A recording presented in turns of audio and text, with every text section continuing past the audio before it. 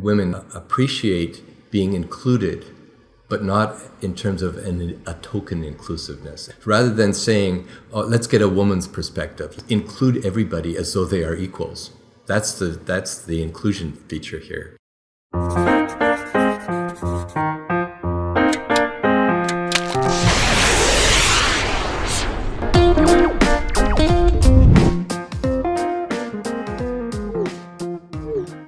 Good morning.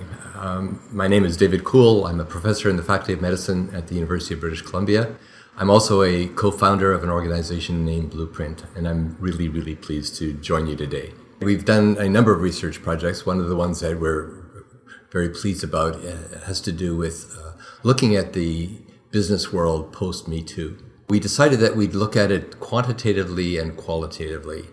So we did focus groups. Some focus groups were exclusively male, some exclusively female, and some combined. We found that the differences, there were no differences in those groups. They basically responded in a similar way. After we'd done those focus groups, we then designed a survey that we distributed to 3,500 participants in Canada, the United States, to ask questions about what impact did MeToo have on you. There results on sort of two sides of the coin. What we learned is that MeToo served a purpose in terms of creating awareness in men that the world wasn't what they wanted it to be. It also made them aware of the differences with regard to attitudes towards inclusion and diversity.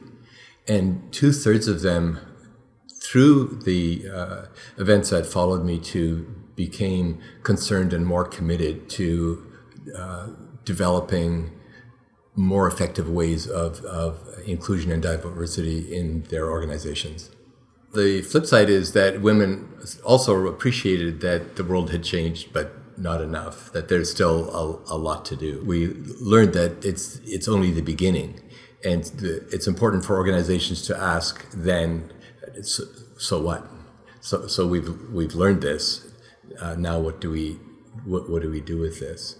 One of the really important features is that men recognized that they needed to be better allies in the workplace. We worked with a very large organization. There was only one woman on the leadership team. So we asked the men and the woman what it was like, or what was their perception of the position that the woman held. And all the men responded that she must feel very lucky and very fortunate to be that person. When we asked her, she said, I don't feel lucky at all. I am the only voice amongst all these men, and I feel that if I fail, I am not just failing myself, I'm failing all women.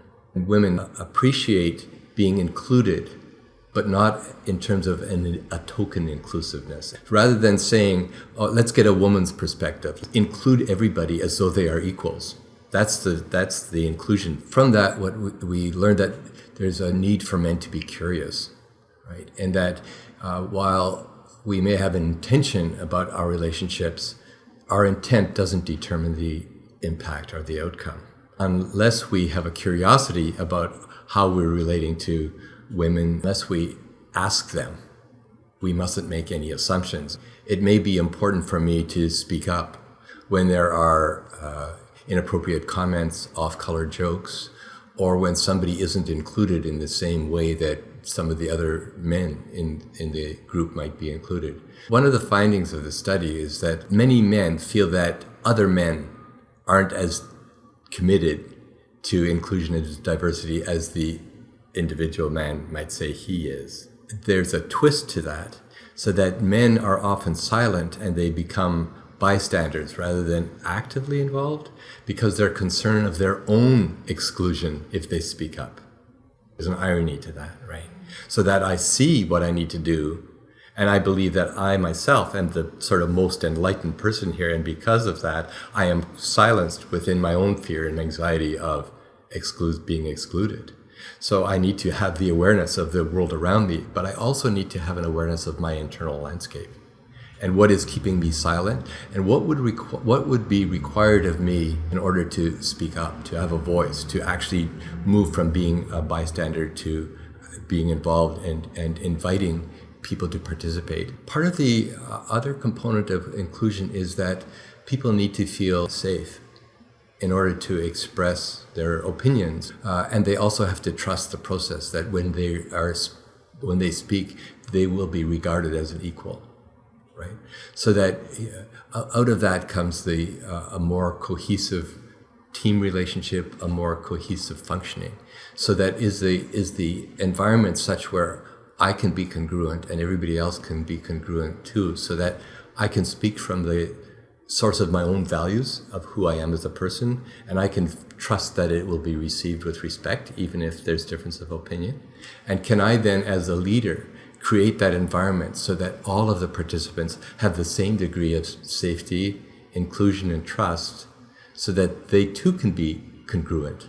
And if, as teams, we can do that, that's how we will come to the greatest features of cohesion, and we'll be functioning at an optimal level.